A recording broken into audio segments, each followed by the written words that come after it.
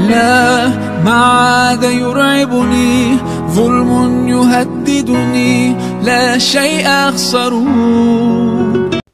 بسم اللہ الرحمن الرحیم. السلام علیکم. کمپلیٹ پرسنالٹی ڈیولپمنٹ میں خوش آمدید.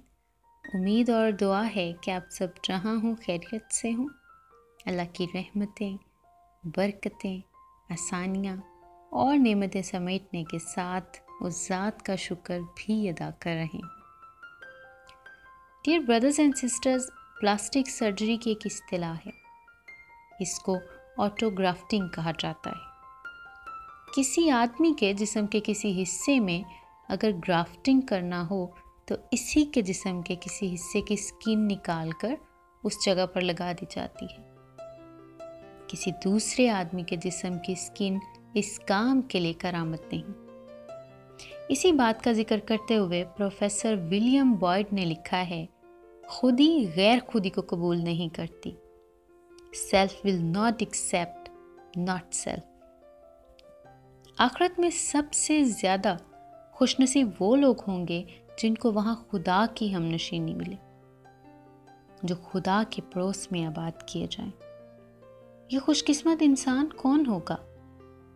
یہ وہ انسان ہوگا جو دنیا میں خدائی طرز زندگی اختیار کرے، جو خدا کی پسند کو اپنی پسند بنائے، جو خدا کے اخلاقی معیار پر پورا اترے.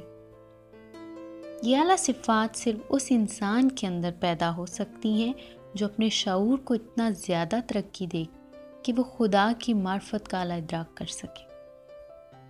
موت سے پہلے کی زندگی تیاری کے دور کی حیثیت رکھتی ہے. یہاں آدمی کو یہ کرنا ہے کہ وہ خدا کی پسند کو دریافت کرے اور پھر اپنی پوری شخصیت کی تعمیر اسی خدا پسندی کے مطابق کرے. اس کا سوچنا، اس کا بولنا، اس کے سلوک اور آداب، غرض اس کا پورا لائف سٹائل خدا کے رنگ میں رنگ جائے. اس معاملے میں انسان اتنا زیادہ حساس ہو کہ وہ کسی بھی ملاوٹ کو قبول نہ کرے. یہی ربانی شخصیت ہے، اور جن لوگوں نے اپنے اندر اس قسم کی ربانی شخصیت کی تشکیل کی، وہی وہ خوش قسمت لوگ ہیں جو آخرت کی اپنی زندگی میں خداوند ذوالجلال کے پڑوس میں جگہ پائیں گے. خودی غیر خودی کو قبول نہیں کرتی. اسی طرح خدا غیر خدا انسان کو قبول نہیں کرے گا. آخرت کی ابدی دنیا میں صرف خدائی انسان ہوں گے جو خدا کے پڑوس میں جگہ پانے کی سعادت حاصل کریں گے. اس لیے اپنا خیال رکھیے، اپنے خیال کا بھی خیال رکھیے. اللہ حافظ.